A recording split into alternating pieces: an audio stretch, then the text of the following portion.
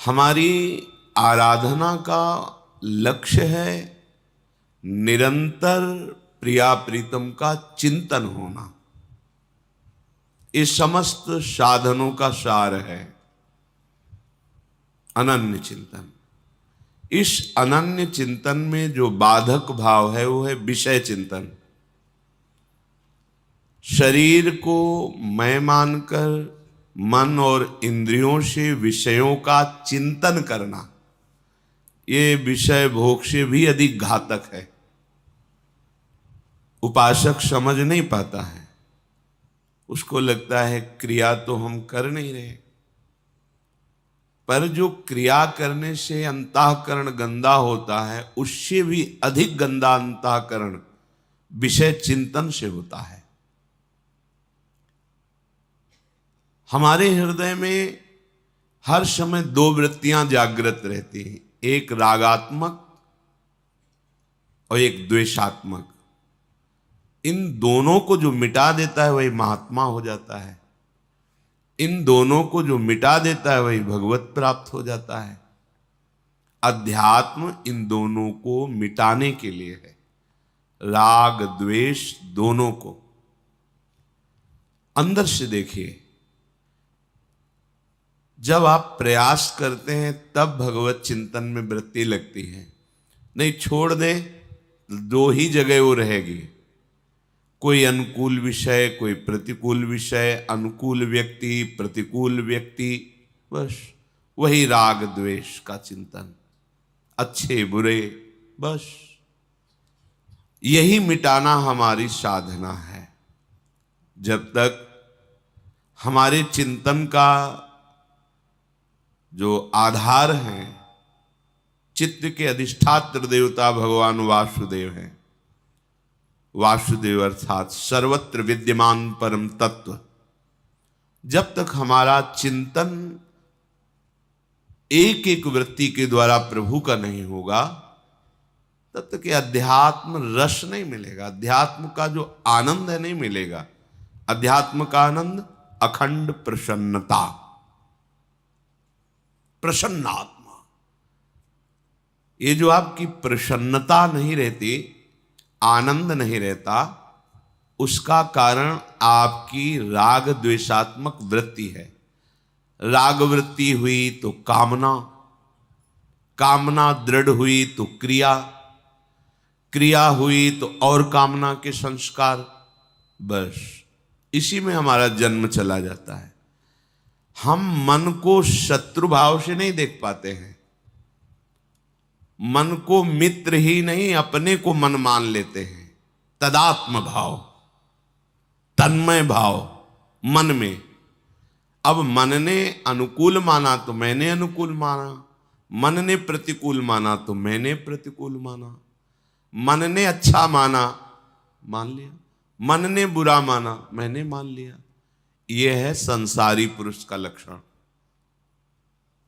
साधक उपासक मन की मान्यता को शास्त्र में देखता है, ये शास्त्र सम्मत है कि नहीं, गुरु के वचनों से मिलाता है, अध्यात्म के सिद्धांतों से देखता है। यदि वो शास्त्र सम्मत, गुरु अनुकूल, इष्ट अनुकूल है तो उसकी बात मानता है, नहीं तो मन की बात बिल्कुल नहीं मानना चाहिए। अगर मन की बात मानते रहे तो ये इसी में फंसाते रहेगा। भगवान पे गुस्सा, गुरु पे गुस्सा, शास्त्र पे अश्रद्धा, ये सब लाएगा। आपको लगेगा कि परमार्थ में कोई आनंद ही नहीं, जबकि आनंद नहीं, आनंद समुद्र है जहां दुख का लेश नहीं है। तो हमारी आंतरिक सुधार वृत्ति चिंतन में होनी चाहिए। क्रियाओं में तो आप घेरे के अंदर हैं, समाज का भय है, कहीं ना कहीं कानून का भय है, प्रभु का भय है, कई तरह के भयों से हम बचे हुए हैं। पर आंतरिक चिंतन में तो कोई भय नहीं ना, न समाज का भय, न कानून का भय, न भगवान का भय। कोई गलत तो कर नहीं रहा हूं, उपासक ऐसा सोचता है। पर अंदर ही अंदर जो विषय चिंतन हो रहा है विषयान ध्यायतश्चित्तम विषयेषु विसज्जते माम नुस्मरतश्चित्तम मय्येव प्रविलीयते। श्री भगवान के वचन है। जो उपासक विषय चिंतन करता रहता है, 5 ज्ञानेंद्रियां हैं, 5 कर्मेंद्रियां हैं, 5 ज्ञानेंद्रियों के द्वारा विषय चिंतन होता है और कर्मेंद्रियों के द्वारा क्रियाएं होती हैं। रूप चिंतन, स्वाद का चिंतन, स्पर्श सुख का चिंतन, घ्राणेन्द्रिय का चिंतन। घ्राणेन्द्रिय सौरभ से संबंध रखती है। हम इन्हीं इंद्रियों के चिंतन में अगर भोग सामग्रियों पर विचरते रहे, चाहे वो देह हो, चाहे वस्तु हो, चाहे स्थान हो, चाहे व्यक्ति हो, तो परमार्थ किसे कहते हैं आप कैसे जान पाएंगे? बातें बनाना परमार्थ थोड़ी होता है। परमार्थ तो होता है मनोनिग्रह, इंद्रिय निग्रह। मन को समाहित करके आराध्य देव में लगा देना, चाहे नाम में, चाहे रूप में, चाहे लीला में, आराध्य देव में। अब इंद्रियां जिस विषय में विचरण करना चाहती, छूट दे दी मन जिस विषय में, तो फिर आप साधक किस बात के हैं? आपकी साधना क्या हो रही? विषयों का चिंतन विषय क्रिया से भी अधिक घातक उपासक को मानना चाहिए। विषय चिंतन में जहां मन जाने लगे डर जाओ, क्योंकि रजोगुण इतना भयानक है कि कहीं कहीं तमोगुण से भी ज्यादा यह भयानक स्थिति पैदा कर देता है। तमोगुण में प्रधानता, निद्रा, आलस्य, सत्कर्म में प्रमाद, मूढ़ता, ये। लेकिन रजोगुण में भोगात्मक क्रियाएं और उनका विरोध होने पर भयंकर क्रोध, हिंसा आदि तमोगुण से भी बड़ा ये मन को मलिन करने वाला रजोगुण है। ध्यायतो विषयान पुंसा संगस्तेषुपजायते संगात संजायते कामः कामात् क्रोधो भिजायते क्रोधात् भवति सम्मोहा सम्मोहात् स्मृति विभ्रमा स्मृति भ्रंशात् बुद्धिनाशो बुद्धिनाशात् प्रणश्यति। सर्वनाश किससे हो गया? ध्यायतो विषयान पुंसः, विषयों का चिंतन करने से सर्वनाश हो गया। क्या आप कभी ऐसा हृदय में डरे हैं विषय चिंतन होने पर? नहीं। बहे चले जा रहे हैं जहां मन लिए जा रहा है। ये मन बंदर की तरह छलांग लगाता है, इस शाखा से उस शाखा, शाखा प्रशाखा, ऐसे ही घूमता रहता है, इस विषय से उस विषय, इस व्यक्ति से बेमतलब व्यर्थ में हमारा बड़ा कीमती समय ये व्यर्थ में नष्ट करता है। साधक उपासक इसी को सार्थक करता है। बार बार विषय, व्यक्ति, वस्तु, स्थान से हटाकर प्रभु के नाम रूप लीला धाम में लगाता है। यदि आप ये शिथिलता रखेंगे कि जो चिंतन हो रहा होने दीजिए, तो आप देख लीजिए संगास्तेषुपजायते, जब विषय चिंतन करेंगे तो उस विषय के संग की आकांक्षा, कामना प्रबल हो जाएगी। जो विषय, कोई भी भोग क्रिया पहले चिंतन में होती है, बाद में क्रिया में आती है। चिंतन में संभाल लिया तो संभल गया, चिंतन बिगड़ गया तो अब फिर क्रिया से जो परिणाम होता है वो हो जाएगा अंतःकरण मलिन होना, दुर्वासनाओं का राज्य हो जाएगा। हमें चिंतन पर विशेष जोर देना है। जहां चिंतन विषयों का हुआ तो निश्चित उसकी संग की इतनी व्याकुलता होती है, और उस व्याकुलता में अनुकूलता मिली तो बहुत सी कामनाएं और जागृत हो जाएंगी। प्रतिकूलता मिली तो क्रोध जागृत हो जाएगा। वो भगवान पे क्रोध करेगा, गुरु पे क्रोध करेगा, अवहेलना, नास्तिकता आने लगेगी। भगवद स्मृति नष्ट हो जाएगी, बुद्धि निर्णय करने लायक नहीं रह जाएगी। बुद्धि का नाश सर्वनाश, बुद्धिनाशात प्रणश्यति, उसका नाश हो गया। हम विषय चिंतन क्यों करते हैं? सुख के लिए, आनंद के लिए, प्रसन्नता के लिए।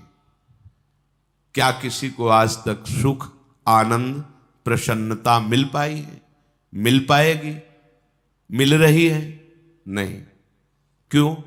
क्योंकि इसमें सुख है ही नहीं। श्री भगवान कह रहे हैं, ये ही संस्पर्शजा भोगा दुख यो नय एवते आद्यंतवंतः कौन्तेय न तेषु रमते बुधा। ये इंद्रियों के साथ जो मन विषय भोगों में सुख, आनंद, प्रसन्नता ढूंढने के लिए जाता है, चिंतन करना, भोग क्रिया करना, तो भगवान कह रहे हैं भोगा दुख योनय एवते। ये जितने भी इंद्रियों के भोग है ये दुख प्रकट करने वाले हैं। योनय, यहीं से दुख प्रकट होता है। दुख की मूल जड़ क्या है? भोगों का चिंतन और भोगों को भोगना। हम किस लिए भोग रहे हैं? सुख, आनंद, प्रसन्नता। और भगवान क्या कह रहे हैं?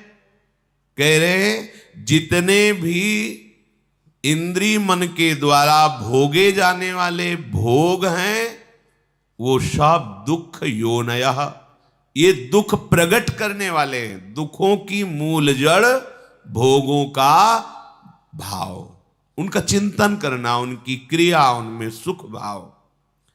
आद्यंतवंतः कौन्तेय न तेषु रमते बुधा। ये जितने भी भोग हैं ये आद्यंत वाले हैं, इनकी सत्ता नहीं है, ये असत है, परिवर्तनशील है। अब कोई बुद्धिमान कैसे भोगेगा इनको? तो जो बुद्धिमान हैं, जो साधक हैं, जो उपासक हैं, वो भोग क्रिया की तो बात जाने दो, वो भोग चिंतन ही त्यागते हैं। भोग चिंतन छूटा, आप अध्यात्म की चढ़ाई पर, ऐसी ऊंचाई पर पहुंच जाएंगे जहां काम क्रोध आप पर आक्रमण ही नहीं कर सकते। पर क्या होता है? बहुत समय निकल जाता है। ये भ्रमण के समय अनुभव किया है, जब बहुत मिलन होता है संतों से तो दो प्रकार का अनुभव होता है। एक सत्य मार्ग में दृढ़ता पूर्वक चलने वाले और एक सत्य मार्ग में शिथिलता पूर्वक चलने वाले। बात चेष्टा और मुखाकृति से ही पता चल जाता है कि साधक दृढ़ मार्ग का पथिक है या शिथिल। विषय चिंतन चलता रहता है, कभी भगवत चिंतन चल गया, हाँ कहीं कहीं भूल से विषय क्रियाएं भी होती रहती, तो अनुभूतियां नहीं होंगी, अध्यात्म की दिव्य अनुभूतियां नहीं होंगी। जो अंतःकरण में विषयों का तुम चिंतन करते हुए सुख का अनुभव करते हो, वही सुखाशक्ति तुम्हें भोगों में सुख का अनुभव करा रही। नहीं, भोगों में सुख नहीं है, पक्का नहीं है। किसी आदमी को कह दिया जाए कि आपको 24 घंटे के बाद फांसी की सजा दे दी जाएगी और विश्व के जितने सुंदर भोग हैं सब एक महल में रख दिए जाए, स्वतंत्र हो, भोगो खूब आनंद से, 24 घंटे बाद तुम्हें फांसी में लटका दिया जाएगा। अब उस आदमी को डायरी और पेन दे दो कि हर भोग का अनुभव लिखो, क्या सुख है, किंचन मात्र कहीं सुख नहीं है, वो यही लिखेगा। क्यों? क्योंकि उसका चिंतन नहीं बन पा रहा भोगों का। चिंतन तो हो रहा है फांसी के फंदे का, अर्थात क्रिया भोग की है, भोग सामग्री का संस्पर्श है, पर सुख नहीं है। क्यों? क्योंकि क्रिया में ही तो सुख का अनुभव कर रहा है। जो मंद बुद्धि है वो क्रिया में ही सुख का अनुभव कर रहा है। बोले नहीं, वो चिंतन नहीं है ना, इसलिए सुख का अनुभव नहीं। मतलब समझ में आया कि भोग क्रिया में सुख नहीं है, भोग क्रिया के पहले जो चिंतन में तुमने सुखानुभूति की, भोग की, मूढ़ता के कारण वही तुम्हें क्रिया में अनुभव आ रही। वस्तुतः ये ही संस्पर्श जा भोगा दुख योने एवते, जितने भी भोग हैं इंद्रियों के उनसे दुख ही प्रकट होगा, सुख नहीं।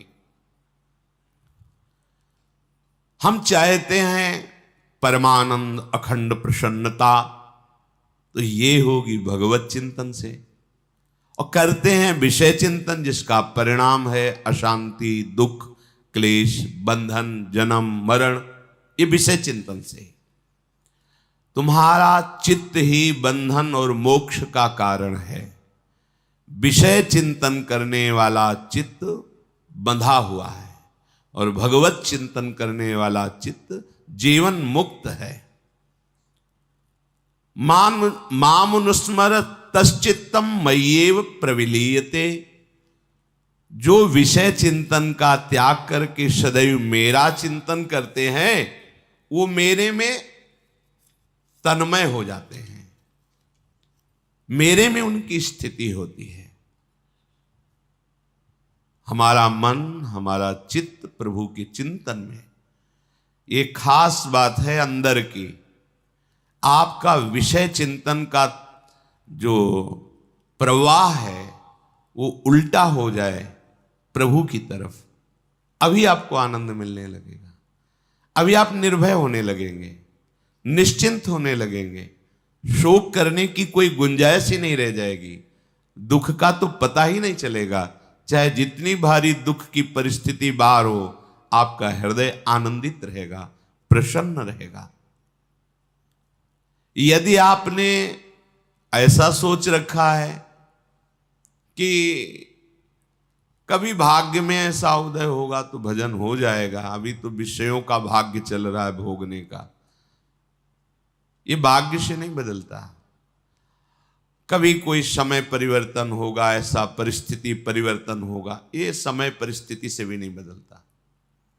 परिस्थिति बदलने के चक्कर में पड़ोगे तो जीवन समाप्त हो जाएगा। आपको कभी ऐसी परिस्थिति नहीं मिलेगी। जो परिस्थिति से भगवदाकार वृत्ति करना चाहते हो समझ ले, पूरे जीवन में आपको ऐसी परिस्थिति नहीं मिलेगी जिसमें आप भगवदाकार वृत्ति कर लें। पुंसाम कलिकृतान दोषान द्रव्य देशात्म संभवान सर्वान हरति चित्तस्थो भगवान पुरुषोत्तम।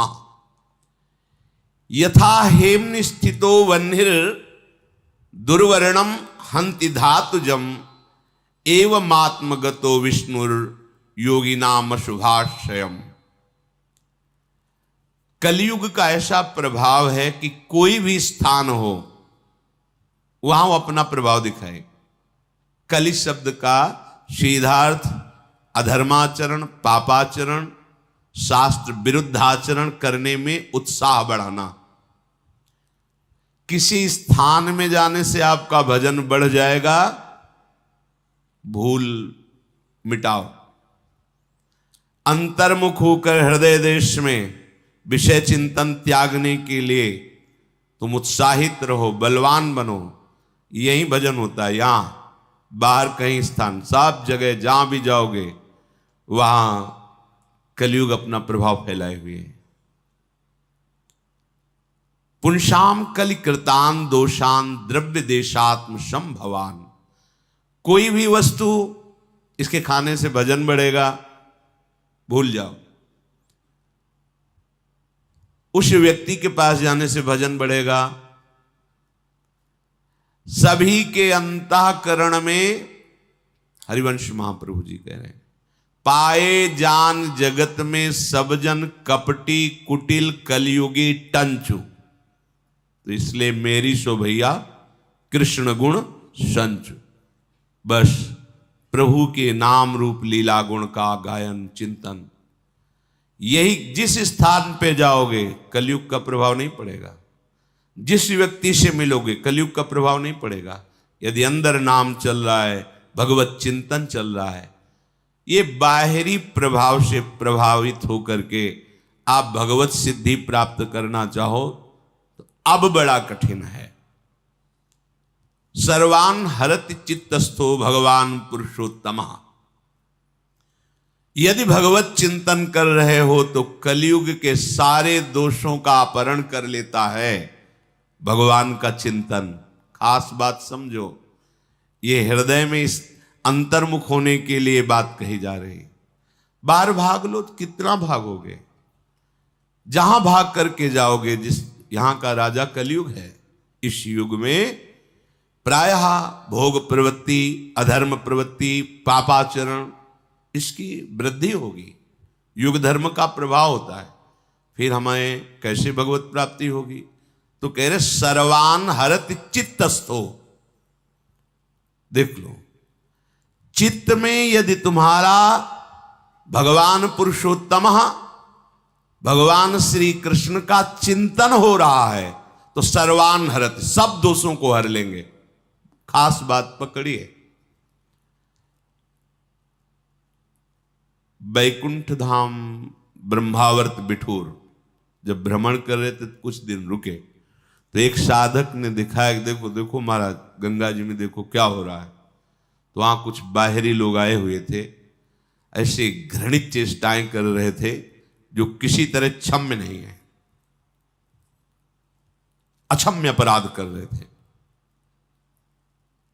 गंगा जी में अक्षम्य अपराध जनित घृणित लीलाएं, क्या हुआ?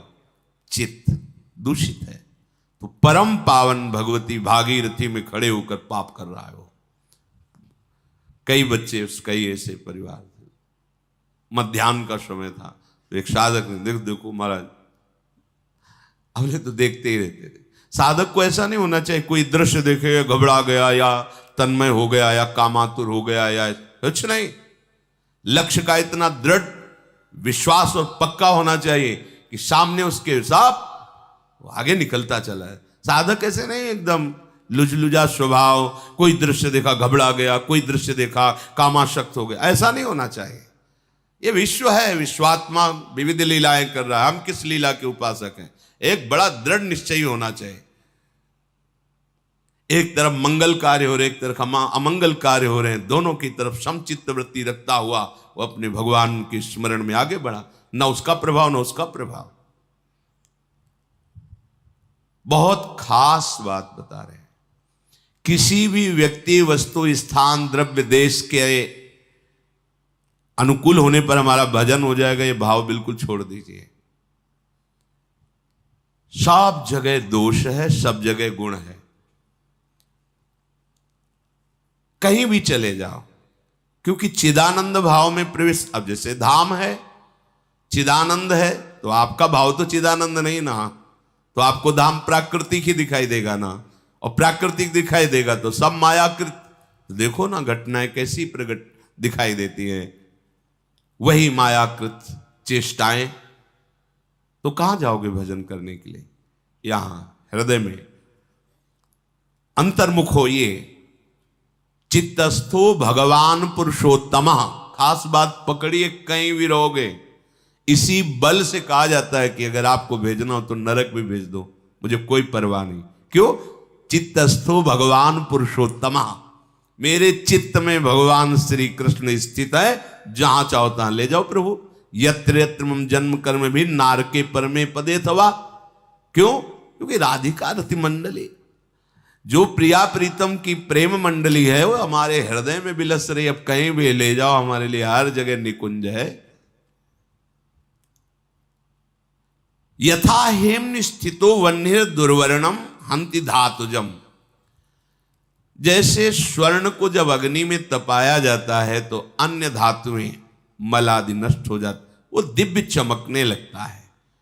ऐसे ही जो सारे कष्टों को सहकर निरंतर भजन कर रहा है, तो कह रहे एवं आत्म गतो विष्णु योगिना मशुभाशयम।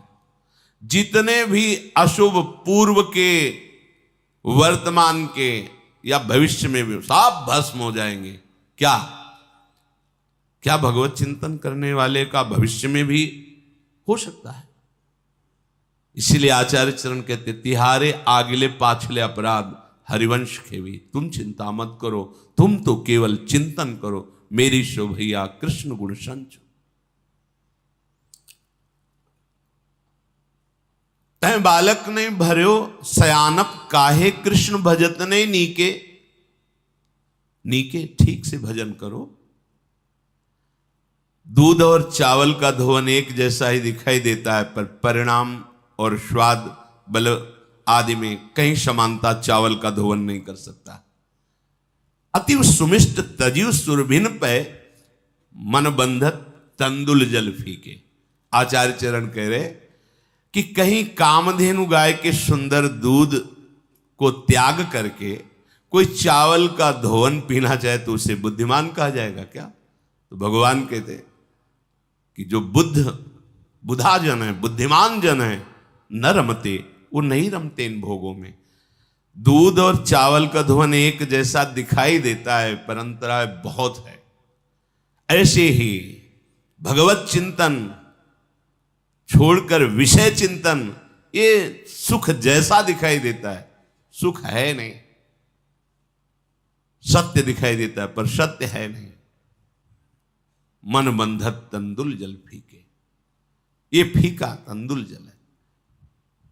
महाप्रभु कह रहे हैं कि जैसे कोई मणि छोड़कर कांच बटोरे, ऐसे तुम्हारी बुद्धि हो रही। तुम श्री कृष्ण चिंतन रूपी मणि का त्याग करके विषय चिंतन रूपी कांच बटोर रहे हो। मणिगण पुंज ब्रजपति छाणत, हित हरिवंश कर गए कंचु। अब सावधान हो जाओ। एवमात्म गतो विष्णु योगिनाम अशुभाशयम। स्वयं भगवान उसके हृदय में बैठ करके सब अशुभों का नाश कर देते हैं। जो निरंतर प्रभु के चिंतन में प्रयासरत रहता है, उसी प्रयास में उसको एक कष्ट का अनुभव होता है, एक जलन, एक ताप जैसा। उसी ताप में वो ऐसा पावन होता है जैसे स्वर्ण अग्नि में डाल दिया जाए तो उसका मल नष्ट हो जाता है, वो और तेजस्वी कांतिमान हो जाता है। ऐसे ही जो भजन करने के समय एक जलन होती है, एक ताप होती है, वो सारे अशुभों को भस्म कर देती, फिर आनंद का अनुभव होता है। जब तक आपके हृदय में राग द्वेष जनित विषय चिंतन है, तब तक आप इंद्रियों के गुलाम हैं। उसके शरीर इंद्रिय मन से ऐसे कार्य जबरदस्ती कराते रहेंगे ये विषय, जिससे उसे कभी प्रसन्नता का अनुभव नहीं होगा। विषयों की प्राप्ति में हर्ष होता है, प्रसन्नता नहीं। और हर्ष का द्वंद्व है शोक, वो भोगना ही पड़ेगा। विषयों में जिसकी जिह्वा स्वादिष्ट पदार्थों का चिंतन करके भोगती रहती है, वो रसेंद्री के द्वारा भोगे जाने वाला भोग चाहे जितना सात्विक भोजन हो, तामसिक और राजसिक हो जाता है। जहां तामसिक राजसिक हुआ कि उसे प्रसन्नता का अनुभव नहीं हो सकता है। चिंतन यदि विषयों का, तो प्रसन्नता नहीं। अब एक इंद्री रसेंद्री यदि भोगों का चिंतन करके आज ये आज ये आज ये, तो वो भले सात्विक है, पर वो आपके अंदर रजोगुण तमोगुण पैदा कर दे। और जहां रजोगुण तमोगुण है, प्रसन्नता नहीं होती। जो वाक इंद्री से किसी की निंदा स्तुति करता रहता है, कटु भाषण, असत्य भाषण, व्यर्थ का भाषण, अहितकर भाषण, उसके हृदय में कभी प्रसन्नता प्रकट नहीं होती है। जो घर द्वार परिवार परिजन धन संपत्ति यश कीर्ति शरीर के आराम भोग, इसमें अत्यंत स्नेह युक्त मोह युक्त हो जाता है, उसमें दुराचार, चोरी, असत्य, अनाचार, दुर्व्यसन, कुसंग, कुप्रवृत्ति और जुआ आदि ये प्रकट हो जाते हैं स्वाभाविक। ध्यान दीजिए, जो घर में परिवार में परिजन में धन संपत्ति में मान कीर्ति में शरीर के आराम भोग में आसक्त है, उसमें स्वाभाविक ये दोष पैदा हो जाएंगे। चोरी करना, जुआ खेलना, दुराचार करना, असत्य भाषण, अनाचार, दुर्व्यसन, कुसंग, कुप्रवृत्ति, ऐसे के हृदय में प्रसन्नता प्रकट नहीं होती। ये अपने स्वार्थ में भारी बाधा पहुंचाने वाले अज्ञानी जन वाद विवाद, वैर विरोध, अपमान, तिरस्कार, दुख, शोक, इसी में विचरण करते रहते हैं। प्रसन्नता की तो गुंजाइश ही नहीं है। दूसरे के स्वत्व का अपहरण, धन का अपहरण, जमीन का अपहरण, दूसरे की स्त्री की तरफ कुभावना, अपने को बहुत श्रेष्ठ समझना, अपना मान प्राप्त करने की लालसा रखना, अपनी प्रशंसा सुन करके, ये सब दोष उसके हृदय में। इसलिए उसके हृदय में कभी भागवतिक प्रसन्नता नहीं प्रकट होती। इसलिए उपासक खास बात, विषय चिंतन ना होने दे। विषय चिंतन ही सबसे घातक बात है। जन्म मरण का मूल विषय चिंतन है, दुख का मूल विषय चिंतन। विषय चिंतन त्याग कर निरंतर भगवत चिंतन परायण रहे।